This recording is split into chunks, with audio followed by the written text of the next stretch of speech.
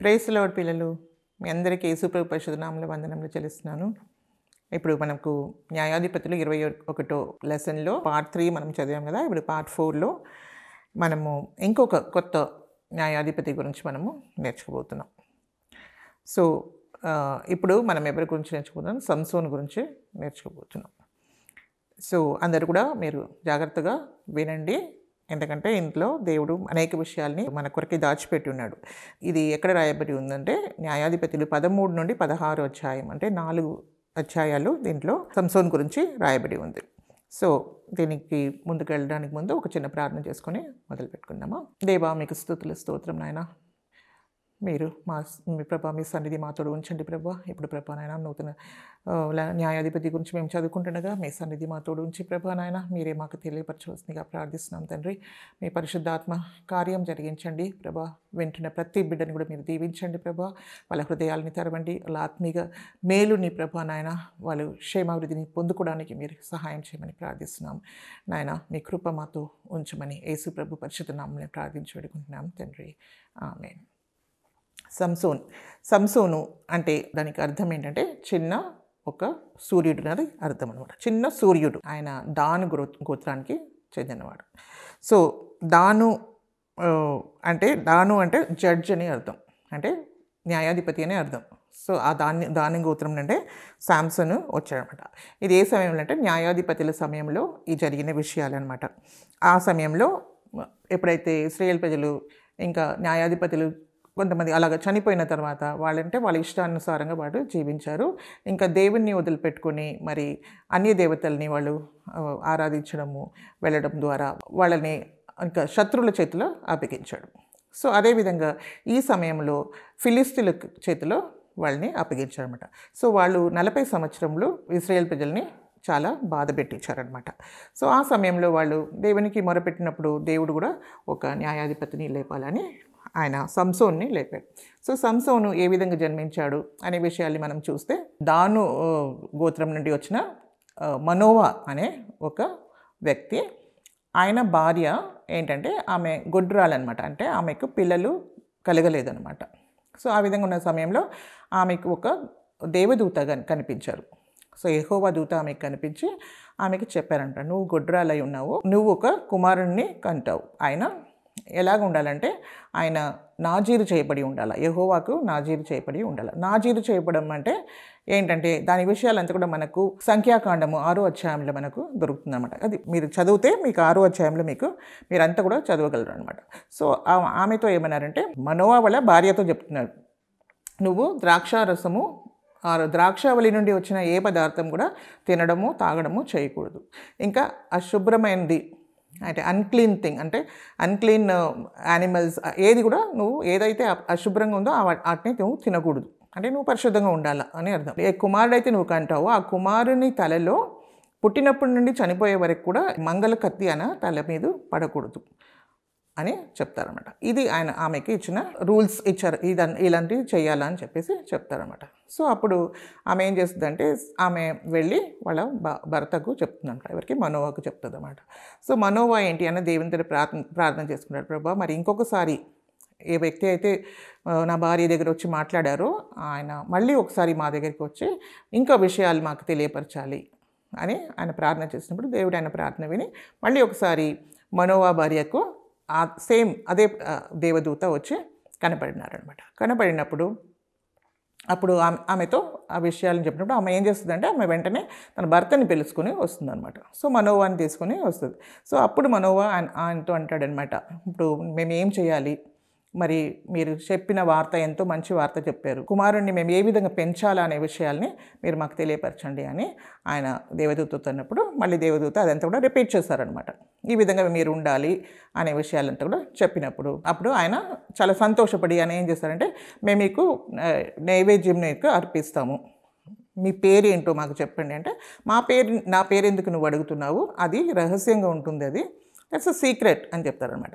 So కాబట్టి నువ్వు ఏదైనా అర్పించాలంటే యెహోవా దేవునికి అర్పించాలని చెప్తే ఆయన ఏం చేస్తారంటే, ఒక బలి అర్పించడానికి ఒక గొర్రె పిల్లని తీసుకొచ్చి ఆయన ఒక బలిపీఠము, రాతి బలిపీఠం మీద దాన్ని అర్పిస్తారనమాట. అర్పించినప్పుడు అక్కడ అగ్ని దాన్ని కన్జ్యూమ్ చేస్తుంది. అగ్ని జ్వాల వచ్చి దాన్ని ఏంటంటే భక్షించినప్పుడు ఏమవుతుందంటే ఆ వ్యక్తి ఎవరైతే వీళ్ళతో మాట్లాడారో ఆ దేవుని దూత, యెహోవా దూత దాని మీద నుండి అంటే అగ్ని జ్వాల మీద నుండి ఎక్కి దాంట్లో నుండి పరలోకానికి ఏమైపోయారంటే ఆరోహణము అయిపోయారు. సో అప్పుడు వాళ్ళకు కళ్ళు తెరవబడి వాళ్ళు ఏమనుకున్నారంటే అయ్యో మేము దేవుణ్ణే చూస్తాము అని చెప్పేసి ఆయన చాలా భయపడిపోతాడు మనోవా. ఇప్పుడు మేము ఏమైపోతాము, మనం దేవుణ్ణే చూసాము కాబట్టి మనము బ్రతకలేము అని అంటాడనమాట. ఏంటంటే మనం పాపులం కదా, మరి మనం దేవుడిని చూస్తే మనం బ్రతకలేము కదా. సో ఆ విధంగా ఆయన చెప్పాడు. కానీ ఆమె ఏమన్నదంటే కాదు దేవుడు ఆ విధంగా మనల్ని చంపాలనుకుంటే ఈ విధంగా దేవుడు ఆయన దేవుని దూతని ఇక్కడ పంపించి మరి మనం అర్పించిన బలిని ఆయన అంగీకరించకపోవచ్చు. కానీ ఆయన అంగీకరించారు కాబట్టి ఇంకా శుభవార్తను కూడా దేవుడు మనకు చెప్పాడు కాబట్టి తప్పకుండా మనం చనిపోము, ఇది మన మేలుకై ఉంటుంది అని చెప్పేసి ఆమె అంటుందన్నమాట. అదేవిధంగా ఏ దూత అయితే చెప్పారో అదే విధంగా వాళ్ళు చెప్పినట్లే ఆమె ఏంటంటే గర్భవతి అయి ఒక కుమారుణ్ణి కంటుందన్నమాట. తర్వాత ఆయనకు సంసోన్ అని పేరుస్తుంది. సంసోన్ అని పేరు ఇచ్చిన తర్వాత ఆయన కుమారుడు పెరిగాడు. ఇంకా పెరిగిన తర్వాత ఆయనలో ఏంటంటే పరిశుద్ధాత్మ ఆయనలో రేపడము మొదలుపెట్టారన్నమాట. ఇప్పుడు ఎందుకొరకు సంసోన్ని దేవుడు లేపుతున్నారు? ఫిలిస్తీన్ల మీద జయం పొందడానికి, ఫిలిస్తీన్ల నుండి వాళ్ళు విడుదల పొందుకోవడానికే ఇప్పుడు సంసోన్ని దేవుడు లేపి ఉన్నారు. ఇప్పుడు మనం చూస్తే ఇశ్రాయేల్ ప్రజలు ఎన్నో పాపాలు చేశారు, దేవునికి దూరం అయినారు. అయినప్పటికీ దేవుడు ఏం చేశారు? వాళ్ళని శిక్షించాడు తప్ప వాళ్ళని పూర్తిగా వదిలిపెట్టలేదు కదా. మనం చూడండి దేవుని కృప ఎంత గొప్పదై ఉన్నదో. మనల్ని శిక్షిస్తాడు. మనం కూడా ఎప్పుడైతే దేవుని బిడ్డలుగా మనం మార్చబడినామో, యేసుప్రభుని అంగీకరిస్తామో, మనం ఏదైనా తప్పిపోతే దేవుడు మనల్ని తప్పకుండా శిక్షిస్తాడు. కానీ మనల్ని విడిచిపెట్టడు. ఎట్లయినా మనల్ని సరిచేసి ఆయన మార్గంలో నడిపిస్తాడు. సో ఆ విధంగా వీళ్ళు ఇశ్రాయేల్ ప్రజల్ని కూడా ఆయన ఎంత మాత్రం కూడా విడిచిపెట్టలేదు, కానీ వాళ్ళని తప్పకుండా శిక్షించాడు. సో హీ నెవర్ డిసోన్డ్ దెమ్, కానీ ఆయన వాళ్ళని శిక్షించాడు. సో ఈ విధంగా సంసోను ఎప్పుడైతే పెద్దగయ్యాడో ఆయన మీద దేవుని ఆత్మ రావడం, మరి పరిశుద్ధాత్మ. ఇప్పుడు మనం చూస్తే సంసోన్ది ఒక స్పెషల్గా ఉంటుందన్నమాట. ఇప్పుడు మనం ముందు కూడా ఎన్నో న్యాయాధిపతుల గురించి మనం చదివాం కదా. సో వాళ్ళ న్యాయాధిపతులకి ఏమిటి, వాళ్ళకి ఒక ఆర్మీ ఉంటుంది, సోల్జర్స్ వాళ్ళందరూ ఉంటారు కదా. వాళ్ళని తీసుకొని వాళ్ళు శత్రువుల మీద వాళ్ళు దాడి చేయడం అలాగే జరిగింది. అనేక విషయాలు మనం చూస్తే. సో గిదియోను కూడా 300 మంది ఉన్నారు. సో డెబోరా కూడా కొంత ఆర్మీ కూడా వాళ్ళతో ఉన్నారనమాట. కానీ ఇక్కడ చూస్తే మనము సంసోన్ని చూస్తే ఆయన ఇండివిజువల్గా చేశాడన్న. ఏది చేసినా కూడా ఆయనకి ఏ ఆర్మీ లేదు, ఏ ప్రజలు కూడా ఆయనకు సహాయం చేయడం అలాంటిది మనం చూడట్లేదు. ఆయన ఒక్కడే. మరి దేవుని ఆత్మ, 1 person with God is majority. So ఒక్కటే వ్యక్తి ద్వారా కూడా దేవుడు గొప్ప కార్యము చేయగలడు. సో ఆ విధంగా చూస్తే సంసోను దానికి సాదృశ్యంగా ఉన్నాడనమాట. సో ఈయన ఏంటి, నాజీర్ చేయబడిన వాడు. సో ఆయనకు మెయిన్లీ ఆయన తలలో ఏంటి రాకూడదు, మంగళకత్తి రాకూడదు. అక్కడ ఆయన ఏంటంటే ఆయన కాన్సిక్రేషన్, ఆయన దేవుడికి సమర్పించుకున్న ఒక సమర్పణ, నాజీర్ చేయబడిన దేవుని కొరకై ఆయన ఉండాలి. సో అలాంటి ఆయన ఒక వ్యక్తి అనమాట. సో ఈ విధంగా ఉన్నప్పుడు ఆయన దేవుని ఆత్మ ఆయనలో కార్యం చేస్తున్నారు, అంత అవుతుంది. కానీ ఒక విషయం ఇక్కడ జరుగుతుంది ఏంటంటే, తిమ్నాతు అనే ఒక ప్లేస్కు ఆయన వెళ్తాడనమాట. అది ఏంటంటే ఫిలిస్తీన్ల దేశం అది. సో ఫిలిస్తీన్ల దగ్గర అక్కడ వెళ్ళినప్పుడు అక్కడ తిమ్నాతుని దగ్గర వెళితే అక్కడ ఆయన ఒక స్త్రీని చూస్తాడనమాట. ఆ స్త్రీని చూసినప్పుడు ఆయనకు ఆ స్త్రీ నచ్చుతుంది. సో నచ్చినప్పుడు ఏంటంటే ఆ స్త్రీ వాళ్ళ తల్లిదండ్రుల దగ్గరికి వచ్చి చెప్తారనమాట, ఈ విధంగా ఆ స్త్రీ నాకు నచ్చింది కాబట్టి ఆమెతో నాకు వివాహము చేయండి అని చెప్తాడు. సో అక్కడ ఆయన వెళుతున్న సమయంలో ఏమవుతుందంటే, అక్కడ ఒక ద్రాక్ష తోటలో ఒక కొద్దిమ సింహము ఆయన మీదకి గర్జించి ఆయన దగ్గరికి వస్తుందన్నమాట. ఆయన్ని చంపడానికి వస్తుంది. అప్పుడు దేవుని ఆత్మ ఆయన మీద రావడము, మరి ఆయన శక్తి పొందుకొని ఆయన ఏం చేస్తారంటే ఒక గొర్రెపిల్లని చీల్చినట్టు ఆయన చీల్చేస్తాడు. ఆయన చేతిలో ఏ ఆయుధం లేదు, దేవుని ఆత్మకార్యం అది. సో ఆయన ఏం చేస్తారంటే దాన్ని చీల్చేసి ఆయన వెళ్ళిపోతాడనమాట. ఆ తిమ్నాత్లో ఉన్న ఆ స్త్రీతో మాట్లాడతాడు. ఆయనకు ఆమె నచ్చింది కాబట్టి మళ్ళీ ఆయన తిరిగి ఇంటికి వెళ్ళిపోతాడనమాట. సో ఈ ఫిలిస్తీన్ల స్త్రీని ఆయన నచ్చాడు. సో అప్పుడు ఎప్పుడైతే ఆ మాట ఆయన చెప్పాడో వాళ్ళ తల్లిదండ్రికి అది ఎంత మాత్రం కూడా నచ్చలేదన్నమాట. ఎందుకంటే ఫిలిస్తీయులు అంటే సున్నతి లేని వాళ్ళు, ఇంకా ఇజ్రాయేల్ ప్రజలకి శత్రువులు వాళ్ళు. మరి ఆ స్త్రీని మరి ఫిలిస్తీన్ స్త్రీని ఎందుకు నువ్వు ప్రేమిస్తున్నావు అని చెప్తే, లేదు నాకు ఆమెకి నచ్చింది కాబట్టి నాకు ఆమెనే కావాలా అని ఆయన చెప్తాడనమాట. కానీ అది యెహోవా వలె కలిగింది అనేది వాళ్ళకు తెలియకుండా పోయిందనమాట. కానీ దేవుడు అక్కడ ఒక ఎక్సెప్షన్ అంటే దేవుని వాక్యంలో ఏముందంటే ఒక అన్య స్త్రీతో దేవుని కుమారుడైన కుమార్తె అయిన రక్షణ పొందిన వాడు ఇంకా మ్యారేజ్ చేసుకోవడం కరెక్ట్ కాదు అది. కానీ ఇక్కడ ఒక ఎక్సెప్షన్ని మనం చూస్తున్నాం. అది ఒక సెపరేట్ విషయం అనమాట. సో ఇక్కడ ఆయన ఏంటి నాజీర్ చేయబడిన ఆయన కదా, ఇంకా దేవుని కొరకు నాజీర్ చేయబడిన ఆయన దేవుడు అక్కడ కొన్ని ఎక్సెప్షన్స్ని అక్కడ పెట్టాడు. సో ఈయన మళ్ళీ ఆమెను తీసుకురావడానికి ఆయన వెళ్తాడనమాట.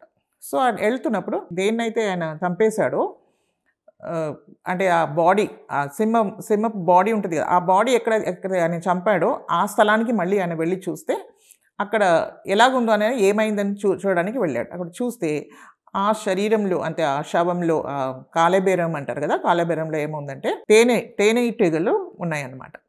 అంటే హనీ బీస్, అక్కడ హనీ బీస్ ఉన్నాయి అక్కడ. ఇంకా తర్వాత అక్కడ తేనె కూడా కనబడుతుంది అనమాట. సో ఆ తేనెని తీసుకొని ఆయన ఏం చేస్తుంటే తింటాడు అనమాట. తినేసి కొంచెం తీసుకెళ్ళి వాళ్ళ తల్లిదండ్రికి కూడా ఇస్తాడు. కానీ ఆయన ఎవరికి చెప్పడు దాని ఏంటి అక్కడుంది తిన్నది అని ఏం చెప్పడు అనమాట. సో తర్వాత అక్కడ వెళితే ఆమెను తీసుకువెళ్ళడానికి ముందు ఏంటంటే వాళ్ళు 7 రోజులు వాళ్ళు ఒక ఫీస్ట్ లాగా చేసుకుంటారనమాట. సో ఫీస్ట్ చేసుకున్నప్పుడు ఆ 7 days ఒక 30 మంది ఫిలిస్తీయుల్ని తీసుకొచ్చి ఈయనతో కలుపుతారనమాట. వాళ్ళు ఫెస్టివల్ లాగా వాళ్ళు బాగా సెలబ్రేట్ చేసుకుంటున్నారు. వాళ్ళు బాగా ఉత్సాహంగా వాళ్ళు ఉంటున్నారు అనమాట. అప్పుడు ఈయన ఏమంటాడంటే, మీకు ఓకే అంటే నేను మీకు ఒక విప్పుడు కథ చెప్తాను. నేను చెప్పిన విప్పుడు కథని మీరు దాని భావం మీరు చెప్తే నేను మీకు ఏమిస్తాను, 30 సన్నపు నారబట్టలను 30 దుస్తులను మీకు ఇస్తాను.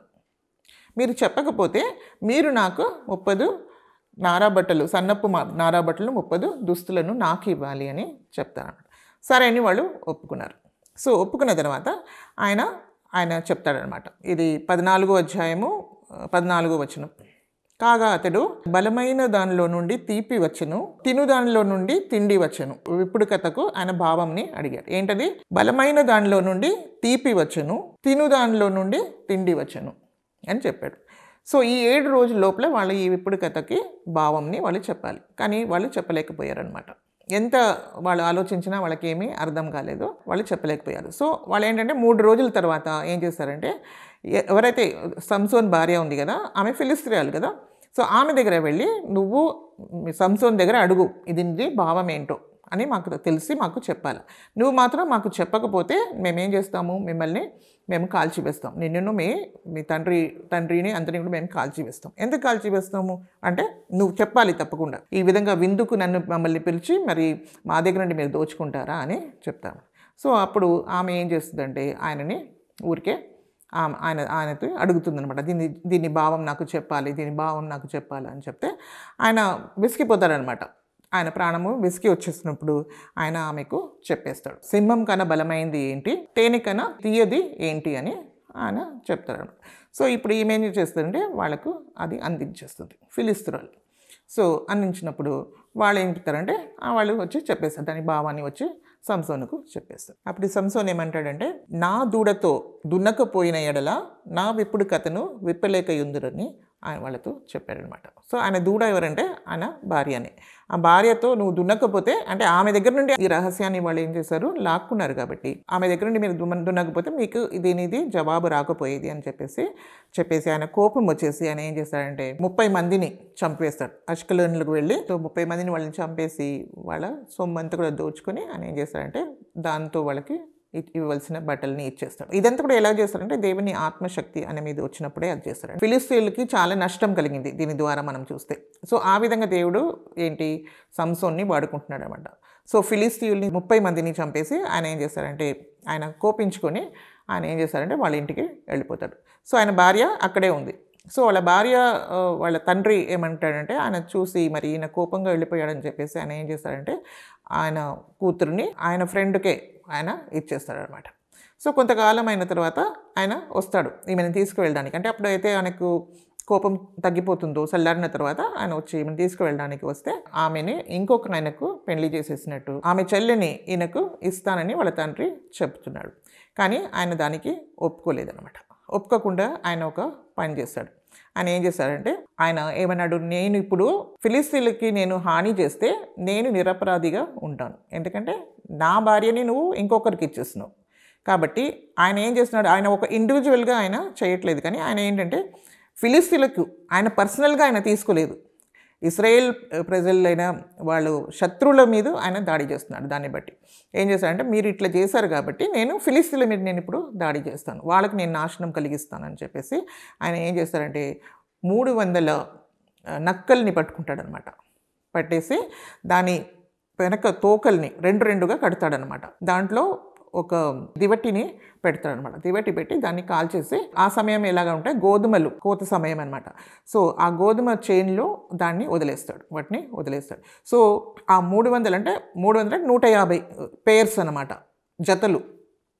ఆ విధంగా దివిటిని కట్టేసి ఆయన వాళ్ళ చేతిలో వదిలేసినప్పుడు, ఫీల్డ్స్లో వదిలేసినప్పుడు అదేంటంటే అది ఫుల్గా హార్వెస్ట్ టైం కదా, ఆ కోత అంతా కూడా బాగా ఎండిపోయి ఉంటుంది కదా. సో వెంటనే అదంతా కూడా కాలిపోవడము, మరి వాళ్ళది అంతా కూడా పొలంలో ఉన్నవన్నీ కూడా కాలిపోయి నాశనం అయిపోయింది. అదే కాకుండా ద్రాక్ష తోటల్లో, మళ్ళీ ఒలివ తోటల్లో కూడా అలా వదిలేసి వాళ్ళకి చాలా నష్టం కలిగిందనమాట. అప్పుడు ఫిలిస్తీన్లు వచ్చి ఎవరు చేశారు ఇది అని చెప్తే, అప్పుడు సంసోను చేశాడు. ఎందుకు చేశాడంటే, ఆయన భార్యని ఇంకొకరికి వాళ్ళ తండ్రి వేరే వాళ్ళకి వివాహం చేసి ఇచ్చేసాడు కాబట్టి ఈ విధంగా ఆయన కోపంతో చేశాడు అని చెప్తారనమాట. అప్పుడు ఫిలిస్తీన్లు ఏం చేశారంటే, అలాగే చేశారా వాళ్ళు అని చెప్పేసి వాళ్ళ ఇంటికి వచ్చి సంసోను భార్య ఉంది కదా, భార్యని వాళ్ళ భార్య ఇంకా వాళ్ళ తండ్రి ఇద్దరిని కూడా ఏం చేశారు, వాళ్ళ ఇంట్లో అందరినీ కూడా కాల్చివేస్తారనమాట. కాల్చివేశారు అని తెలిసి కూడా ఆయన ఏం చేస్తారంటే, మీరు కాల్చివేస్తే అది సరిపోదు, ఇప్పుడు నేను ఇంకా మీకు ఏం చేస్తాను, ఇంకా మీకు నాశనం కలిగిస్తాను అని చెప్పేసి సంసోన్ ఏం చేస్తారంటే, వాళ్ళని బాగా వాళ్ళని చాలామందిని ఆయన చంపివేస్తాడు. మనది చూస్తే 8వ వచనంలో, తొడలతో తుంట్లను విరగగొట్టి వారిని బహుగా హతము చేశాను అన్న చాలా బాగా వాళ్ళని చాలామందిని వాళ్ళు ఏం చేశారు, తొడతో తుంట్లను విరగగొట్టి వారిని బహుగా హతము చేశాను. దాని తర్వాత ఏం చేస్తారంటే, ఎత్తాము బండ్ల సందులో ఆయన వెళ్ళి నివసించడం మొదలు. సో అప్పుడు తర్వాత కూడా ఏంటంటే దీని ద్వారా ఏంటంటే చాలామంది ఫిలిస్తీన్లకు నాశనము కలిగింది, చాలామందికి హాని కలిగింది. వాళ్ళ పైర్లంతా కూడా పోయినాయి, వాళ్ళ ఒలివ చెట్లకు పోయినాయి, వాళ్ళది ద్రాక్ష చెట్లు పోయినాయి. ఇంకా అదే కాకుండా ఇంకా వాళ్ళకి చాలామంది చనిపోయారు. ఇంకా ఈ విధంగా చాలామంది ఆ విధంగా జరిగింది మనము చూస్తున్నమాట. సో అక్కడ నుండి వాళ్ళు ఏం చేశారంటే, ఆయన ఏతాము అనే ఒక బండ సందులో, ఒక కొంచెం హై ప్లేస్ అన్నమాట, అక్కడ ఆయన ఉండడం మొదలుపెట్టాడు. అప్పుడు వీళ్ళు ఏం చేశారంటే ఫిలిస్తీన్లు, అది ఏతాము ఎక్కడ ఉందంటే యూదా టెరిటరీలో ఉందన్నమాట. యూదా వాళ్ళు ఉంటారు కదా, యూదా గోత్రం ఎవరైతే అక్కడ నివసిస్తారో అక్కడ ఆ ఏతాం అనే స్థలం ఉంది. సో అక్కడ ఆయన నివసించడం మొదలుపెట్టాడు. అప్పుడు ఫిలిస్తీన్లు ఏం చేస్తారు, చాలామంది వచ్చి అక్కడ పూర్తిగా వాళ్ళు యుద్ధం చేయడానికి వచ్చేసారు యూదా మనుషులతో. ఏంటి మీరు ఎందుకు వచ్చారు, మేము మీకు ఏం చేశామని యూదా ప్రజలు వాళ్ళని అడిగితే వాళ్ళు ఏమన్నారంటే, ఇక్కడ సంసోన్ ఉన్నాడు, ఆయన మాకు చాలా నష్టం కలిగించాడు కాబట్టి ఆయన్ని మేము పట్టుకోవడానికి వచ్చి ఉన్నాము అని చెప్తారన్నమాట. అప్పుడు వాళ్ళు ఏం చేస్తారంటే, మీరేం రావద్దు, మేమే ఆయన్ని పట్టిస్తాం మీకు అని చెప్పేసి వాళ్ళు ఏం చేస్తారంటే ఏతాము ఆ బండ సందుకు వెళ్ళి ఆయన్ని పట్టుకోవడానికి వెళ్తారనమాట. ఎవరిని, సంసోన్. ఇప్పుడు యూదా వాళ్ళు ఎవరు, వాళ్ళు కూడా ఇశ్రాయేలే. మరి ఇశ్రాయేల్ ప్రజలుగా ఉండి మరి ఫిలిస్తీన్లు ఎవరు, వాళ్ళకి విరోధులు. మరి ఫిలిస్తీన్ల మీద సంసోన్ ఎంతో నాశనం వాళ్ళకి కలిగించాడు. ఆయన పోరాడుతున్నాడు, అన్నీ చేస్తున్నాడు. ఆయనతో తెలిసి కూడా వాళ్ళు ఏం చేస్తారు, వీళ్ళు ఫిలిస్తీన్లు మనల్ని ఏలుతున్నారు, మరి నువ్వెందుకు ఈ విధంగా చేస్తున్నావు అని ఆయన దగ్గరికి వెళ్ళి అడుగుతారనమాట, మా సంసోన్ దగ్గరికి. అంటే ఆయన ఏమనంటే, వాళ్ళు నాకు చేశారు కాబట్టి నేను కూడా వాళ్ళకి చేశాను అని చెప్తారు. కానీ వాళ్ళు ఏమంటారంటే, నేను బంధించి వాళ్ళ చేతిలో నేను అప్పగిస్తాము అని చెప్తాను. ఓకే, మీరు అప్పగించండి, కానీ నా మీద మాత్రం మీరు చేయవేయకూడదు అని చెప్తారన్నమాట. సో ఆయన ఐడియా ఏంటంటే, ఇప్పుడు వీళ్ళు ఆయనని చంపితే మరి ఆయనకు కూడా దేవుని శక్తి వస్తుంది, మళ్ళీ ఇశ్రాయేల్ ప్రజలనే ఆయన చంపడం జరుగుతుంది. కాబట్టి నన్ను మాత్రం మీరు చంపను అని మీరు నాకేం చేయాలి, మీరు నాకు వాగ్దానం చేయాలి అని చెప్తే, మేము చంపము కానీ మిమ్మల్ని నేను బాగా కట్టేసి మేము వాళ్ళకి హ్యాండ్ ఓవర్ చేసేస్తాం, ఎవరికి, ఫిలిస్తీన్లకి. ఓకే, మీరు అలాగ చేయండి అని చెప్తారు. సో అప్పుడు వాళ్ళ చేతులు రెండుని కూడా బాగా రోప్తో, పెద్ద తాడుతో ఫుల్గా కట్టేసి, మరి అది కాకుండా సంకళ్ళు కూడా వేసి ఆయన్ని ఏం చేస్తారు, వాళ్ళకి అప్పగిస్తారు అన్నమాట. అప్పగించడానికి తీసుకొస్తారు. ఎప్పుడైతే అప్పగించడానికి తీసుకొస్తారో వాళ్ళని చూసేసి వాళ్ళు ఫిలిస్తీన్లు చాలా పెద్దగా కేకలు వేస్తారన్నమాట. మాకు దొరికిపోయాడు సంసోను, ఇప్పుడు చూడండి ఏం చేసేస్తాం, మాకు ఎంతో నాశనం కలిగించాడు కదా, ఎంతో బాధ కలిగిస్తున్నాడు కదా అయినా, ఇప్పుడు మా చేతికి వచ్చేసాడని చెప్పేసి ఆయన చూడగానే ఒకటే అల్లరి చేశారు, కేకలు వేశారు. అప్పుడు సంసోన్ ఏంటంటే ఆయన మీద దేవుని శక్తి రావడం, బలంగా రావడము, మరి ఆయనకు కట్టిన ఆ తాళ్ళంతా కూడా జస్ట్ ఒక అగ్ని పెట్టిన ఒక తాడు వలె అంతా కూడా విరిగిపోయినాయి అనమాట. తర్వాత ఆయన చేతిలో ఉన్న ఆ సంకళ్ళు కూడా ఊడిపోయినప్పుడు ఆయన ఏం చేస్తారంటే అక్కడ గాడిది ఒక దవడ అంటే అప్పుడే పచ్చగా ఉందన్నమాట. ఆ దవడని తీసుకొని చాలామందిని ఆయన చంపివేస్తాడు. ఎంతమంది అంటే 1000 మందిని ఫిలిస్తీయుల్ని చంపి వేస్తాడు అనమాట. సో చంపి వేసిన తర్వాత ఆయన అంటాడనమాట, గాడిద దవడతో నేను 1000 మందిని చంపిన, హీప్స్ అపాన్ హీప్స్ అంటే కుప్పలు పైన కుప్పల్ని నేను చంపివేశానని చెప్పేసి ఆయన చాలా సంతోషపడతాడు. కానీ అప్పుడే ఏమవుతుందంటే ఆయనకు అంతమందిని చంపివేశారు, బట్ ఆయనకు నీళ్లు తాగడానికి ఆయనకు నీళ్ళు లేదనమాట.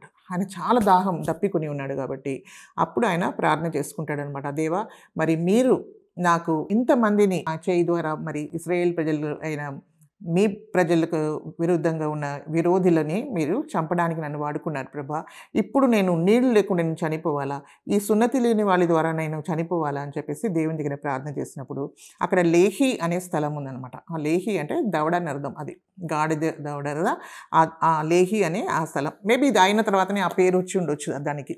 సో అక్కడ ఏం చేశారు, దేవుడు ఒక గుంతలో ఉండి నీళ్లు రావడము దానికి దేవుడు దయచేస్తాడనమాట. అక్కడి నీళ్ళు వస్తే ఆ నీళ్ళు ఆయన తాగినప్పుడు ఆయన ప్రాణము తెప్పరిల్లిందనమాట. సో ఆ విధంగా ఆయనకి ఏం దొరికింది, అక్కడ గొప్ప జయంని దేవుడు అనుగ్రహించాడు. మనం చూస్తే ఇక్కడ ఏం చూస్తున్నాం, మనం ఒక పచ్చ గాడిది ఒక దవడలతో ఫిలిస్తీయులు చాలా స్ట్రాంగ్ పీపుల్ కదా, చాలా బలవంతులు. సో వాళ్ళని చంపడానికి దేవుడు ఎవరిని వాడుకున్నాడు, సంసోన్ని వాడుకున్నాడు. సంసోన్ చేతిలో ఏముంది, ఒక గాడిది దవడ మాత్రమే ఉంది. సో దాంతో దేవుని శక్తిని దాన్ని ప్రయోగించినప్పుడు ఆయన 1000 మందిని చంపగలిగాడు. సో మనం నూతన నిబంధనలకు వస్తే కూడా దేవుడు ఏం చేస్తున్నాడంటే, మనము 1 కొరింథీ 1:27 నుండి మనం చదివితే ఈ విధంగా ఉందన్నమాట. ఏ శరీరియు దేవుని ఎదుట అతిశయింపకుండునట్లు జ్ఞానులను సిగ్గుపరచుటకు లోకంలో నుండి వెర్రివారిని దేవుడు ఏర్పరచుకొని ఉన్నాడు. బలవంతులైన వారిని సిగ్గుపరచుటకు లోకములో బలహీనులైన వారిని దేవుడు ఏర్పరచుకొని ఉన్నాడు. ఎన్నికైన వారిని వ్యర్థము చేయుటకు లోకములో నీచులైన వారిని, తృణీకరింపబడిన వారిని, ఎన్నిక లేని వారిని దేవుడు ఏర్పరచుకొని ఉన్నాడు. దేవుడు ఎవరినైనా వాడుకోగలుగుతాడు. సో అలాంటి ఏమీ లేనివాడు, శక్తిహీనుల్ని తీసుకొని దేవుడు ఆయన శక్తి ఇచ్చి ఆయన ఏం చేస్తాడంటే అనేక గొప్ప కార్యములు దేవుడు చేస్తాడనేది మనం దీంట్లో కొన్ని చూస్తాం. సో ఇట్ ఈస్ నాట్ మన జ్ఞానమో మన శక్తియో మన బలమో కాదు, ఆయన శక్తితో ఆయన జ్ఞానంతో మనము ఏదైనా చేయగలం. మన ద్వారా దేవుడు ఏదైనా చేయించుకుంటాడు. సో ఆయన ముందు మనం ఏ శరీరాలు కూడా అతిశయించడానికి వీలు లేదనమాట. సో ఆ విధంగా దేవుడు సంసోన్ని వాడుకొని గాడిద దవడ ద్వారా 1000 మందిని ఆయన చంపడానికి దేవుడు ఆయనకు సహాయం చేశాడు. ఇప్పుడు మనము సంసోను విషయంలో ఒకటి చూస్తే ఆయనకు ఒక వీక్నెస్, ఒక బలహీనత ఉందన్నమాట. ఏంటంటే ఫిలిస్తీయుల స్త్రీని ఆయన చాలా ప్రేమించాడు. 1000 మందిని చంపిన తర్వాత ఆయన ఏం చేశాడంటే గాజా అనే స్థలానికి వస్తాడు. అది ఫిలిస్తీయులదే. సో గాజాకు వచ్చి అక్కడ ఒక వేశ్య ఉందన్నమాట, ఆమె దగ్గరికి ఆయన వెళ్ళాడనమాట. సో ఈయన నాజీరు చేయబడినవాడు, ఇంకా దేవుని శక్తి ఆయన మీద వస్తుంది. అయినప్పటికీ కూడా ఒక విషయం కొరకే దేవుడు ఆయన ఏర్పరచుకున్నాడు కదా. అయినప్పటికీ కూడా ఆయన ఏంటంటే ఆయన బలహీనత ఏంటంటే ఆయన ఒక వేశ్య దగ్గరికి వెళ్తున్నాడు అనమాట. సో ఎప్పుడైతే గాజాలో ఉన్న వాళ్ళకి తెలిసిపోయిందో ఈయన సంసోను అక్కడికి వచ్చి ఉన్నాడు, మరి వేశ్య దగ్గరికి వచ్చాడని ఎప్పుడైతే వాళ్ళకి తెలిసిపోయిందో అప్పుడు వాళ్ళు ఏం చేస్తారంటే, సరేలే ఇప్పుడు మనకు దొరికిపోయాడు, మనం ఇక్కడ చుట్టూ వెయిట్ చేస్తాము, రాత్రి అంతా కూడా వెయిట్ చేసి ఆయన ఎలాగైనా ఆయనని పట్టుకుందాము, ఆయన ఉదయం వస్తాడు లేచి అప్పుడు ఆయనని మనం పట్టుకుందామని వాళ్ళు పొంచి ఉన్నారనమాట. ఉదయం వరకు ఆయన వెయిట్ చేయలేదనమాట. వెయిట్ చేయకుండా ఆయన ఏం చేస్తాడంటే మధ్యరాత్రులనే లేసేసి ఆయన ఏం చేస్తాడంటే ఆయనకు తెలిసిపోతుంది ఏ విషయం ఏ విధంగా జరుగుతుంది అనే విషయం ఆయనకు తెలిసిపోతుంది. ఇక దేవుడు ఆయనకు ఆ జ్ఞానం ఇచ్చాడు. మరి మధ్యరాత్రిలో ఆయన వచ్చేసి ఆయన ఏం చేస్తాడంటే ఆ పట్టణపు తలుపు, అంటే అక్కడ ఒక గేట్స్ ఉంటాయన్నమాట, పట్టణంలో తలుపులు ఉంటాయి అన్నమాట, పెద్ద గేట్స్ ఉంటాయి అన్నమాట. ఆ తలుపుని ఆయన ఏం చేస్తాడంటే ఆయన ద్వారపు బంధంలని పట్టుకొని వాటిని అక్కడి నుండి ఏం చేస్తాడంటే అడ్డకర్రతోటి వాటిని ఊడపెరికాడు. అడ్డకర్రతో ఆయన ఊడపెరికి ఊడబెరికి దాన్ని భుజముల మీద పెట్టుకొని హెబ్రోనుకు ఎదురుగా ఉన్న కొండనకు వాటిని తీసుకుని పోయాను. అంటే అంత ఆయన బలం శక్తి ఆయనకి ఎంత దేవుడు ఇచ్చాడంటే దాన్ని పూర్తిగా ఊడబికేశాడనమాట. ఏంటి ఆ గేట్ని కూడా దాని పిల్లర్స్ అన్నిటిని కూడా తీసుకొని ఆయన భుజం మీద వేసుకొని అక్కడ ఒక పెద్ద హెబ్రోను కొండ దగ్గరికి ఎదురుగా ఉన్న ఆ స్థలానికి ఆయన తీసుకొని పైకి ఎక్కిపోయాడు అనమాట. పైకి ఎక్కి అక్కడ కూర్చున్నాడు. సో అంత శక్తి దేవుడు ఆయనకి, అంటే అన్ని విధాల్లో ఆయన కొన్ని బలహీనతలు ఉన్నప్పటికీ కూడా ఆయన ఫిలిస్తీన్ల మీద మనకు జయం కావాలి కాబట్టి ఈ విధంగా ఆయన దాన్ని ఊడపెక్కుని ఆయన పైకి వెళ్ళి అక్కడ నుండి ఆయనకు విడుదల దొరికింది. ఫిలిస్తీన్ల చేతిలో ఆయన పడలేదన్నమాట. ఇంకొక స్త్రీ దగ్గరికి ఆయన వెళ్తారనమాట. అది ఇక్కడ షోరేకు అనే స్థలం. ఆ లోయలో ఒక స్త్రీ ఉందన్నమాట. ఏంటంటే దెలీలా అనే ఒక స్త్రీ. ఆ స్త్రీ దగ్గరికి ఆమెని ఆయన ప్రేమించడము జరుగుతుందన్నమాట. ఆయన మీద ఆయనకు ఆశ కలిగింది. సో అప్పుడు ఆయన ఏం చేశాడంటే ఆమె దగ్గరికి ఆయన రావడము మొదలుపెట్టాడనమాట. అప్పుడు అక్కడ ఫిలిస్తీన్లో సర్దార్లు ఉంటారు కదా, ప్రిన్సెస్. ఆ ఫిలిస్తీన్లు సర్దార్లు అందరూ ఏం చేశారంటే ఆమె దగ్గరికి వచ్చి, ఈయనలో ఏ శక్తి ఉంది, మరి ఈ శక్తి ఎలాగపోతుంది, దాని రహస్యం ఏంటి అనేది నువ్వు ఎలాగైనా తెలుసుకొని మాకు చెప్తే మేము ఆయనని బంధించి ఆయనని పూర్తిగా నిరసహాయంగా చేస్తాము అని చెప్పేసి ఆమె దగ్గరికి వస్తారనమాట. సో ఈ స్త్రీ ఈమె కూడా ఒక ఫిలిస్టీన్ అయి ఉండాలి. సో ఆమె కూడా ఏం చేస్తుందంటే ఓకే అని చెప్తుంది. ఆమె అంటే ఎంతమంది సర్దార్లు ఉంటారు ఫిలిస్తీన్లు అంటే 5 ఉంటారనమాట. సో 5 కూడా ఏమన్నా అంటే మీకు 1100 ప్రతి వారు కూడా 1100 వెండి నాణేములు మీకు ఇస్తాము అని చెప్పేసి వాళ్ళు ఒప్పుకుంటారనమాట. సో 5500 5 అంటే 5500 వస్తుంది వాళ్ళకి వెండి నాణేలు. So it's a good cost, చాలా డబ్బులు అనమాట. సో ఈమె ఏం చేసింది, ఇంకా డబ్బులకు ఆశపడి, ఇదంతా కూడా ఏంటంటే నిజమైన ప్రేమ కాదు. ఈ దెలీలా అంటే ఏంటంటే ఈ లోకమే. సో ఇప్పుడు సంసోన్ ఏంటంటే దెలీలా మోహంలో వెళ్ళిపోయాడు అనమాట. సో మనం కూడా విశ్వాసులుగా మనము ఉన్నాము. సో ఈ లోకంలో మనం ఉన్నప్పుడు దేవుని శక్తి మనలో ఉంది, దేవుని ఆత్మ మనలో ఉంది. కానీ ఈ లోకం మీద మనము లోకాన్ని ప్రేమించే వాళ్ళు ఏంటంటే దేవునికి శత్రువులని దేవుని వాక్యము సెలవిస్తుంది. సో లోకాన్ని మనము ప్రేమించడానికి వీల్లేదు. ఎప్పుడైతే మనం దేవుని ఆత్మతో మనం నింపబడి మరి దేవుని బిడ్డలుగా మనం ఉన్నామో, దేవుని బిడ్డలకు ఈ లోకానికి ఏంటి వైరమే ఉంటుంది. కాబట్టి వాళ్ళని మనం ఎంత మాత్రం కూడా లోకంలో ఉన్న వాటిని కూడా మనం ఎంత మాత్రం కూడా ప్రేమించడానికి వీల్లేదు. సో ఈయన ఏం చేశాడంటే దెలీలాని ఆయన ప్రేమించడం మొదలుపెట్టాడు. సో ఆయన శరీరాన్ని ఆయన అదుపులో పెట్టుకోలేకపోయాడు అనమాట. ఆయనకు దేవుని ఆత్మ వచ్చింది, ఆయన శత్రువుల మీద కూడా జయం పొందాడు. కానీ ఆయన ఓన్ శరీరంని ఆయన ఏంటంటే ఆయన అదుపులో పెట్టుకోలేకపోయాడు అనమాట.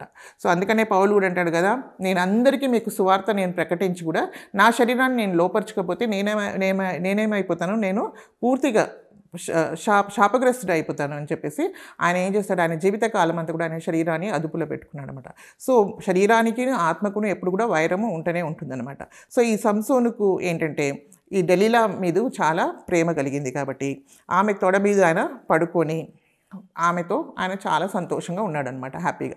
కానీ ఇప్పుడు ఈమె లోపల ఏంటంటే ఈయనని ఏ విధమైన ఫిలిస్తీన్లకు అప్పగించాలి, మరి ఈయనలో ఏముందో, మరి ఆ రహస్యం ఏముందో, మరి ఈయనకి ఎక్కడి నుండి ఆ శక్తి వస్తుందో దానిది ఏంటి అది నేను తెలుసుకుంటే నాకు కూడా ఏమవుతుంది, చాలా 1100 వెండి బంగారం 5 నాకు 5 సర్దార్లు మాకు ఇస్తారు అని చెప్పేసి ఆమె ఈయన దినము అడగడం మొదలుపెట్టింది. సో ఆయన ఏదేదో చెప్తున్నాడు అనమాట. ఒకరోజు ఏమంటున్నాడు, నన్ను 7 నివరంజి శువ్వలతో నన్ను కట్టితే అప్పుడు ఏమవుతుంది, నా శక్తి నాలో నుండి వెళ్ళిపోతుంది అంటాడు. సో ఆ విధంగా ఆయన ఎన్నేదో చెప్తాడనమాట. అంటే ఆయన నిజం చెప్పడు, సో కొంచెం ఇలాగా చెప్తూ పోతాడు అనమాట. సో అప్పుడు ఆమె ఏం చేస్తుంది, సరే అని చెప్పేసి ఆయన కట్టేసి ఇదిగో అంటే ఇప్పుడు వీళ్ళందరూ ఏంటంటే ఫిలిస్తీన్లు అక్కడ దాచుకుని ఉన్నారనమాట.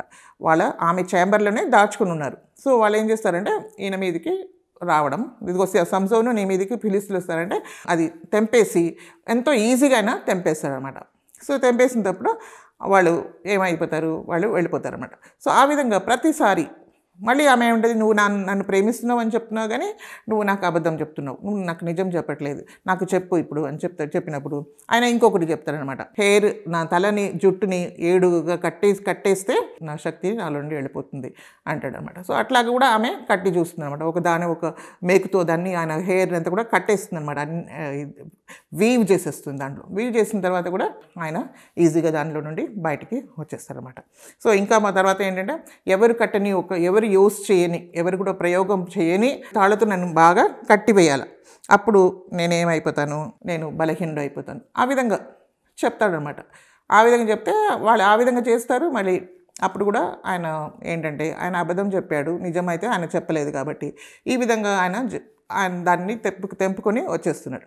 సో లాస్ట్గా ఆమె ఏంటి చాలా ఆయనతో పట్టుదల పెడుతుందనమాట. నువ్వు నాకు చెప్పాలి, నువ్వు తప్పకుండా చెప్పాలని. అంటే ఆయన చాలా విసిగిపోతాడు అనమాట. ఇంకా చచ్చిపోయేంత పరిస్థితి ఆయనకు వచ్చేస్తుంది. అంతగా ఆమె విసిగిస్తుందనమాట. నాకు చెప్పు, నా సత్యం చెప్పు అని చెప్పినప్పుడు అప్పుడు ఆయన ఉన్న మాట చెప్పేస్తాడు.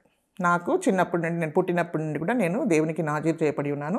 నా తల వెంట్రుకలు ఏది కూడా మంగళ కత్తి పడలేదు కాబట్టి నాకు ఆ శక్తి, దేవుని శక్తి నాకు ఉంది. ఎప్పుడైతే అది పడుతుందో అప్పుడు నేను నా శక్తిని కోల్పోయి నేను మామూలుగా అయిపోతాను అని చెప్తాడు. అప్పుడు ఆమె వాళ్ళని పిలిపించి ఉన్నమాట చెప్పేసినప్పుడు అప్పుడు వాళ్ళు మంగళ కత్తిని తీసుకొచ్చి ఆయన తలని ఉన్న హెయిర్ని 7 జడల్ని అట్లాగా తీసివేసినప్పుడు అప్పుడు ఇదిగో ఫిలిస్తీన్లు వచ్చినారు నీ మీదికి సంసోను అని చెప్తే ఆయన ఎప్పుడులాగానే ఆయన ఏమనుకుంటాడు, నేను ఎప్పుడులాగా అట్లాగే ఇప్పుడు 3 సారి అయినాయి కదా, అప్పుడు కూడా ఆ విధంగా చెప్పాడు. కానీ ఇప్పుడు సత్యంని చెప్పేశాడు. అయినప్పటికీ ఆయన ఏమనుకున్నాడు, దేవుని సన్నిధి ఆయనలో నుండి తొలగిపోలేదు అనుకున్నాడు. తర్వాత వచ్చి ట్రై చేశాడు కానీ ఆయన బలహీనుడు అయిపోయాడు. ఎందుకంటే దేవుని శక్తి ఆయనలో నుండి కోల్పోయాడు. సో అప్పుడు వాళ్ళు ఏం చేస్తారంటే ఫిలిస్తీన్లు ఆయన్ని పట్టుకొని ఆయన్ని బంధించి ఫస్ట్ ఏం చేస్తారు తెలుసా, ఆయన కళ్ళని ఊగబెట్టి పీకేశారు అనమాట. ఆయన కళ్ళని పీకేశారు. సో ఆయన ఏమైపోయాడు, గుడ్డివాడు అయిపోయిన తర్వాత ఆయనని తీసుకుపోయి ఆయన్ని చరచాల్లో బందీగా పెట్టేసి ఆయనతో ఏంటంటే తిరుగుల దీంతో ఆయన్ని పని చేయించుకున్నాడు అనమాట. అక్కడ ఆయన కూర్చొని అన్ని పనులుగైనా చేయడం మొదలుపెట్టాడు అనమాట. ఎందులో బందీ గృహంలో. మరి ఇక్కడ మనం చూస్తే మన శరీరాన్ని మనం అదుపులో పెట్టుకోకపోతే, ఇప్పుడు లోకంని మనం ఎక్కువగా ప్రేమిస్తే లోకం మనల్ని ఏం చేస్తుందంటే మనల్ని మింగివేయడానికి ప్రయత్నం చేస్తుంది. మనకున్న దేవుడు ఇచ్చిన మనకు ఉన్న దర్శనము మనము కోల్పోతాం. ఫస్ట్ ఆఫ్ ఆల్ ఆయన విజన్ పోతుందన్నమాట. ఇప్పుడు ఆయన కళ్ళు వాళ్ళు చంపేయలేదు కానీ ఆయన కళ్ళని తీసివేశారు. సో ఆయనకి ఏమైపోయాడు, ఆయన గుడ్డివాడు అయిపోయాడు. ఆయన కళ్ళే లేదనమాట. ఇంకా అంత గొప్ప పరాక్రమశాలి, అంత శక్తితో ఎంతో మందిని చంపాడు. ఒక దవడతో 1000 మందిని చంపాడు. ఇంకా 30 మందిని చంపాడు. వాళ్ళ ఉన్న పొలాలని అంతా కూడా కాల్చివేశాడు. ఇంత గొప్ప కార్యాలు చేశాడు కదా. కానీ ఇప్పుడు ఏం చేశారంటే ఆమె దలీలా ఒడిలో ఆయన పడుకొని మరి ఆమెకు అన్ని దేవుని విషయాలంతా కూడా ఆమెకు చెప్పేసినప్పుడు ఆమె ఏం చేస్తుందంటే శత్రువుకు అప్పగిస్తుంది. సో ఆ విధంగా లోకంలో మనం కూడా ఉంటున్నాం. కానీ లోకాన్ని మనం ప్రేమించడానికి వీల్లేదు. మనలో దేవుడు ఎంతో శక్తిని ఇచ్చాడు, బలంని ఇచ్చాడు. కానీ లోకంని మనం ప్రేమిస్తే ఏంటంటే అవి తినివేస్తాయి అనమాట. మనకు దేవుడు ఇచ్చిన బలం అంతా కూడా అది తినివేస్తాయి. దాన్ని మనలో నుండి దూరం అయిపోయి దేవుని నుండి మనము దూరం అయిపోతాం. దేవుని సన్నిధి మనలో నుండి దూరం అయిపోతుంది. సో ఆ విధంగా ఆయన ఎంతో బలహీనుడై అయిపోతాడనమాట. ఆయన ఏమైపోయాడు, బందీ గృహంలో తిరగలి విసురువాడాయను. అక్కడ ఆయన ఆ విధంగా ఉన్నాడు. కానీ ఏంటంటే ఒక విషయం ఏంటంటే ఆయన క్షవరం చేసిన అక్కడ ఆయనకు జుట్టు మళ్ళీ తిరిగి పెరగడము స్టార్ట్ అయిందనమాట. సో అక్కడ అంటే దేవుడు ఆయన కృపగలవాడు కాబట్టి ఆయనలో ఎంతో పశ్చాత్తాపం వచ్చి ఉంటుంది. ఇప్పుడు ఏంటి, ఆయన కళ్ళు కూడా పోయినాయి, దృష్టి పోయింది. ఇంకా దేవునికి అవమానం కదా. ఎంత దేవునికి మన జీవితాన్ని బట్టి కూడా దేవునికి మహిమన కలగాల, అవమానమన కలగాల. ఈయన చేసిన విషయాన్ని బట్టి ఏమైందంటే అక్కడ దేవునికి అవమానం కలిగింది. అయినప్పటికీ కూడా ఆయన ఏంటంటే ఆయనకు మారుమనసు వచ్చింది. అందుకని ఆయన జుట్టు కూడా పెరగడము, క్షౌరం చేసినప్పటికి కూడా అది పెరగడము మొదలైందనమాట. ఈ ఫిలిస్తీన్లు ఏంటంటే చాలా సంతోషంగా ఉన్నారు. ఏంటంటే మనల్ని ఎవరైతే నాశనం చేశాడో ఇప్పుడు ఆయన కళ్ళు కూడా పోయినాయి, ఇప్పుడు ఆయన మన చేతిలో ఉన్నాడు, ఇంకా మనం ఎప్పుడు కూడా సంతోషంగా ఉంటాం అని చెప్పేసి వాళ్ళు అనుకుంటున్నారు. కానీ అది వాళ్ళ ఊహ మాత్రమే. సో ఫిలిస్తీన్లు ఎంతమంది 5 సర్దార్లు ఉన్నారన్నమాట. వాళ్ళందరూ కూడా కలిసి ఏం చేశారంటే రండి, ఇప్పుడు మన దేవత, వాళ్ళ దేవత ఎవరు, దాగోన్ కదా, ఫిలిస్తీన్ దేవత దాగోన్. అదేంటంటే శరీరము సగం వరకు మనిషి, ఇంకా కింద ఫిష్, చేప, అది వాళ్ళ దేవత అని వాళ్ళు దాన్ని వాళ్ళు ఏం చేస్తారంటే పూజిస్తారు. దానికి వాళ్ళు బలి అర్పించి దాన్ని స్తుతించి మాకు మా శత్రువుని అంటే సంసోన్ని మాకు అప్పగించావు అని చెప్పేసి దానికి వాళ్ళు చాలా కీర్తనలు పాడి వాళ్ళు ఆనందిస్తున్నారు అనమాట. సో వాళ్ళందరూ కూడా ఒక స్థలంలో అంటే దాగోను గుడిలో కూడుకున్నారు. అక్కడ పెద్ద ఒక స్థలం అనమాట. అక్కడ వాళ్ళు ఏం చేస్తున్నారు, ఆ దేవతకు వాళ్ళు బలి అర్పించుకొని దాన్ని బట్టి వాళ్ళు చాలా ఆనందంగా ఉన్నారనమాట. ఇంకా వాళ్ళు వాళ్ళ దేవతని స్తుతిస్తున్నారు. ఆ సమయంలో వాళ్ళు ఏమన్నారంటే, ఇప్పుడు తీసుకురండి సంసోన్ని, అక్కడ బందీగృహంని తీసుకొచ్చి మన ముందు నిలబెడితే మేము ఆయన్ని పరిహాసం చేస్తాం. వీ విల్ మాక్ హిమ్ అంటే హేళనం చేస్తాం. దాన్ని మనం ఏం చేస్తాం, మనల్ని ఇన్ని రోజులు మనల్ని ఎంతగానో ఆయన మనల్ని బాధించాడు కదా, విసికించాడు కదా, మనల్ని చంపాడు కదా, అంతా కూడా నాశనం చేశాడు కదా, ఇప్పుడు మనం ఏం చేస్తాము, ఆయనని అక్కడ నిలబెట్టి ఆయన మీద అపహాసం చేస్తాం అని చెప్పేసి ఆయన తీసుకొచ్చారనమాట. తీసుకొచ్చి ఆయన మీద అపహాసం చేయడము మొదలుపెట్టారు. ఆయన మధ్యలో ఆయన నిలబెట్టారు. సో ఎవరైతే ఆయన పట్టుకొని రావాలి కదా, ఆయనకు కళ్ళు లేవు. సో ఆయన పట్టుకొని వచ్చిన ఆయనతో ఆయన చెప్తారనమాట, ఈ గుడి ఏదైతే ఉందో, దేని మీద ఇది ఆధారంగా ఉందో దాని దగ్గరికి నన్ను తీసుకెళ్ళు, ఆ స్తంభం దగ్గరికి నన్ను తీసుకెళ్ళు, దాని మీద నేను ఆనుకుంటాను, దాన్ని నన్ను ముట్టుకొని చూస్తాను అంటాడనమాట. సో అది ముట్టుకొని చూస్తా అంటే సరేనైనా ఆయన ఏం చేస్తారో ఆయన తీసుకొని వెళ్తారనమాట. సో వీళ్ళందరూ కూడా చాలా ఆర్పాటంతో ఉంటున్నారనమాట వాళ్ళ దేవతని పొగొట్టుకొని. సో అక్కడ వెళ్ళినప్పుడు ఆయన యెహోవా దేవునితో ప్రార్థన చేసుకుంటాడనమాట. దేవా, ఇది ఒక్కసారి మీరు నాకు సహాయం చేయండి. ఈ ప్రజలు నా కళ్ళని పీకివేశారు కాబట్టి వాళ్ళ మీద నేను పగ తీర్చుకుంటాను, నాకు శక్తి ఇవ్వు ప్రభువా అని చెప్పేసి ఆయన దేవుని దగ్గరికి ప్రార్థన చేసుకొని ఆ స్తంభాలను ఏదైతే ఆయన పెట్టాడో దాన్ని పట్టుకొని, maybe it was very near, ఒకటి చేతితో లెఫ్ట్ సైడ్ రైట్ హ్యాండ్తో ఎడమ చేతితో కుడి చేతితో పట్టుకొని ఆయన ఒక్కసారి ఆయన ఏం చేశాడంటే పూర్తిగా ఇలాగ లాగేశాడనమాట. దేవుని శక్తి ఆయన మీద వచ్చినప్పుడు, ఆయన పూర్తిగా లాగినప్పుడు అది ఆ స్థలం ఎలాగ ఉందంటే 3000 మంది అక్కడ ఉన్నారనమాట. ఆ 5 సర్దార్లు, ఫిలిస్తీన్లు సర్దార్లు కూడా అక్కడ ఉన్నారు. సో ఎంతోమందిని ఆయన చంపాడు, కానీ సర్దార్లని అయితే చెప్పలేదు కదా. ఇప్పుడు ఇక్కడ సర్దార్లు కూడా ఉన్నారనమాట. అంటే అన్ని గొప్ప శక్తులు అక్కడ ఉన్నాయి, ఆ ఫిలిస్తీన్ల శక్తులు ఉన్నాయి అక్కడ. సో అవన్నీ కూడా అక్కడ ఉన్నాయి. సో ఆయన ఏమంటాడంటే, వీళ్ళందరినీ నేను చంపేస్తాను, నేను దాంతో చనిపోయినా పర్లేదు కానీ నేను మాత్రం పగ తీర్చుకుంటాను ప్రభువా, నాకు మీ శక్తిని ఇవ్వండి. మరి ఆయన జుట్టు కూడా పెరుగుతుంది కదా, ఇంకా దేవుడు ఆయనకు కృప ఇచ్చాడు. ఈ ఒక్కసారి నాకు కృప చూపించండి అని ప్రార్థన చేసినప్పుడు యెహోవా దేవుడు ఆయనని శక్తి ఇచ్చాడు అనమాట. ఆయన దేవుని శక్తి ద్వారా ఆయన ఏం చేశాడంటే, దాన్ని పట్టి ఆయన ఫుల్గా లాగేసినప్పుడు ఆ స్తంభంతో అంతా కూడా పూర్తిగా కూలిపోయిందనమాట. సో దాంట్లో అందరూ కూడా అక్కడ ఉన్న ఫిలిస్తీన్లు 3000 మంది వరకు ఉన్నారు. స్త్రీలు, పురుషులు, ఇంకా సర్దార్లు, ఇంకా గొప్ప గొప్ప వాళ్ళు ఉన్నారు. ఏంటంటే అక్కడ మెయిన్ పీపుల్ అందరూ ఉంటారనమాట. సో వాళ్ళందరినీ కూడా ఆయన చంపివేశాడు. సో ఆయన కూడా దాంట్లో చనిపోయాడు. సో చనిపోవడం ద్వారా కూడా ఆయన అందులో కూడా ఆయన జయం పొందుకున్నాడు. సో ఇంకా అదే కాకుండా మనం చూస్తే ఆయన బ్రతికి ఉన్నప్పుడు చంపిన వారు కన్నా చనిపోయినప్పుడు చంపిన వాళ్ళు ఎక్కువ మంది అంట. సో ఆ విధంగా మరణం ద్వారా కూడా ఆయన ఏం చేశాడంటే అక్కడ గొప్ప అపజయంని ఫిలిస్తీన్లకు కలిగించి. సో దీన్ని మనం చూస్తే యేసుప్రభు కూడా మన కొరకై మరణించారు. సో మన పాపం అంతా కూడా యేసుక్రీస్తు మీద వచ్చింది, సిలువలో ఆయన మరణించాడు. సో అప్పుడు ఏంటంటే సైతాను శక్తుల్ని సమస్తాన్ని ఆయన ఏం చేశాడు, పూర్తిగా లయం చేసి ఆయన మళ్ళీ తిరిగి లేచాడు. సో మరణం ద్వారా కూడా ఆయన గొప్ప జయంని ఏ విధంగా పొందుకున్నాడో అదేవిధంగా సంసోను కూడా ఏంటంటే ఆయన మరణించాడు, కానీ ఆయనతో పాటు ఆయన శత్రువులంతా కూడా మరణించారు. సో మనం కూడా ఏంటంటే మనం యేసుక్రీస్తు మరణించినప్పుడు మనమందరం కూడా ఆయనలో మరణించాం. ఎవరైతే ఆయనలో దాన్ని విశ్వసిస్తున్నారో మనమందరం కూడా ఏంటి, ఆ పాపానికి, ఆ శాపానికి, సమస్తానికి, ఈ లోకానికి సమస్తానికి కూడా మనం కూడా మరణించినాం. ఆయన మరణంలో ఏముంది, మన మరణం కూడా ఉంది. సో దాని ద్వారా యేసు మరణం ద్వారా మరణాన్ని జయించి ఉన్నాడు. సంసోను ఏ విధంగా జయించాడో ఆ విధంగా యేసుక్రీస్తుడు మనకు జయంని అనుగ్రహించాడు. సో ఈ విధంగా చేసి ఆయన ఫిలిస్తీన్ల మీదకి వాళ్ళకి ఏంటంటే ఇప్పుడు అందరూ కూడా సర్దార్లందరూ చనిపోయారు, ఇంకా ఇశ్రాయేలుకు ఏం దొరికింది, జయం దొరికింది. ఆయన మరణించాడు కానీ వాళ్ళకు ఇశ్రాయేల్ ప్రజలకు చాలా గొప్ప జయము దొరికింది. సో ఆ విధంగా దేవుడు సంసోన్ని వాడుకున్నాడు. సో తర్వాత సంసోన్ని ఆయన తీసుకెళ్ళి మామూలుగా వాళ్ళు వాళ్ళు ఏంటి ఆయన శరీరాన్ని తీసుకొని, చనిపోయిన శరీరాన్ని తీసుకొని వాళ్ళు పాతి పెట్టారు. కానీ దేవుడు సంసోను ద్వారా గొప్ప కార్యంని చేశారు. సంసోను 20 సంవత్సరములు ఇశ్రాయేలులకు అధిపతిగా నుండెను. సో దీని ద్వారా మనము అనేక విషయాల్ని మనము నేర్చుకోగలం. మనము దేవుని శక్తితో మనం నింపబడినప్పుడు మనం జాగ్రత్తగా ఉండాలి. సో సంసోను చేసిన కొన్ని బలహీనతల్ని మనం చూసుకొని దాని మీద మనము జయం పొందుకోవాలి. యేసుక్రీస్తు మన కొరకై మరణించాడు.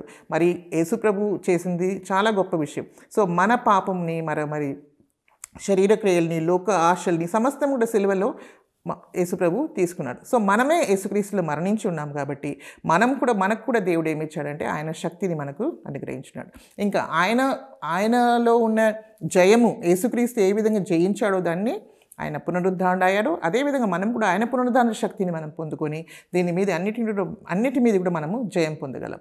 సో సంసోనులో అనేక విధమైన బలహీనతలు ఉన్నాయి, మనలో కూడా అనేక విధమైన బలహీనతలు ఉన్నాయి. మనం కూడా ఎప్పుడైనా ఇలాగ పడిపోయినప్పుడు మనం కూడా ఏంటంటే మళ్ళీ మనం పశ్చాత్తాపడి యేసు ప్రభు దగ్గర వచ్చి మనం క్షమాపణ పొందుకుంటే దేవుడు మళ్ళీ మనల్ని ఏం చేస్తాడు, ఆయన మనల్ని శక్తిని, బలముని అనుగ్రహిస్తాడు. ఇప్పుడు మనంలో కూడా ఎవరైనా అలాంటి వాళ్ళు ఉంటే మనం ఏం చేయాలంటే మనం కూడా పశ్చాత్తాపడి దేవుని దగ్గరికి వస్తే ఆయన కృపగల దేవుడు కాబట్టి మనల్ని క్షమించి మళ్ళీ ఆయన శక్తిని మనకి ఇచ్చి మళ్ళీ ఆయన జీవాన్ని మనలో పెడతాడు అనమాట. ఆ విధంగా మనము సైతాన్ మీద జయం పొందుకొని మరి ఎప్పటికీ దేవునితో మనము దేవుని నామ మహిమార్థమే మనము జీవించాలి. ఈ లోకంలో దేవునికి అవమానం కలిగించకూడదు, కానీ మనము దేవునికి మహిమార్థంగా జీవించడానికి మనందరికీ దేవుడు సహాయం చేయాలని దేవుని దగ్గర మనం ప్రార్థిస్తాం. సో ఈ విధంగా కూడా ఇదంతా మీరు బాగా అర్థం చేసుకుంటే ఇట్స్ వెరీ ఇంపార్టెంట్. శాంసన్ చాలా మంచి ఉదాహరణలు దేవుడు మనకు సంసోను ద్వారా దేవుడు మనకు నేర్పించాడు. కాబట్టి మన జీవితాన్ని కూడా మనం దేవునికి సమర్పించుకొని మరి దేవుని మహిమార్థమే మనం జీవిస్తాం. మనకు విరుద్ధంగా ఏదైతే పోరాడుతుందో దాని మీద జయం పొందుకుంటామో, మరి బలహీనతలను కూడా తీసివేయడానికి యేసుక్రీస్తు మనకి ఇప్పుడు ఉన్నాడు. కాబట్టి మనం ఆయన మీద మనం ఆధారపడితే తప్పకుండా మనకు దేవుడు జయం ఇస్తాడు. సో దీని ద్వారా దేవుని నామం మహిమపరచబడుగాక. వచ్చిన ప్రార్థన చేసుకుని ముగించుకుందాం. పరిశుద్ధ తండ్రి, మీకు వందనాలు, స్తుతులు, స్తోత్రం చెల్లిస్తున్నాం నాయన. గొప్ప దేవ, సంసోను ద్వారా అనేక విషయాలు మీరు మాకు నేర్పించున్నారు తండ్రి. పరిశుద్ధ దేవ, ఆయన ఎంతో శక్తి పొందుకున్నాడు, కానీ అనేక విషయాల్లో ఆయన బలహీనత ద్వారా ఆయన పడిపోయినప్పటికీ ప్రభా నాయన మీరు ప్రభా లాస్ట్లో ప్రభా ఆయనకు గొప్ప జయంని మీరు అనుగ్రహించున్నారు ప్రభా. మరణం ద్వారా కూడా ఆయన జయం పొందాడు. మరణం ద్వారా ఆయన మరణించినప్పటికీ కూడా ప్రభా ఫిలిస్తీయుల్ని ఆయన ఏ విధంగా నాయన పూర్తిగా హతం చేస్తున్నాడు, చంపి ఉన్నాడు ప్రభా. అదేవిధంగా మా జీవితంలో కూడా ప్రభా మేము మరణించినప్పుడు ప్రభా ఫిలిస్తీయుడు మాలో ఉన్న ఫిలిస్తీయుడు కూడా చనిపోతాడు ప్రభా. నాయన మీకు స్తోత్రం నాయన. మీరు సిలువ ద్వారా ప్రభా మీరు మాకు జయం ఇచ్చున్నారు తండ్రి. నాయన ఆ సత్యాన్ని మేము ప్రభా గ్రహించి ప్రభా మిమ్మల్ని అంగీకరించి ప్రభా మీ పునరుద్ధరణ శక్తితో ప్రభా నాయన మరణించిన మేము తిరిగి లేస్తామని సంతోషంతో ప్రభా నాయన మీలో మేము ముందుకు సాగడానికి, మీ నామాన్ని మహింపరచడానికి మీ కృపను గ్రహించమని, వినబిడ్డలు ఒక్కొక్కరిని దీవించి ఆశీర్వదించమని యేసుక్రీస్తు అతి పరిశుద్ధ నామములో ప్రార్థించి వేడుకుంటున్నాం తండ్రి. ఆమేన్.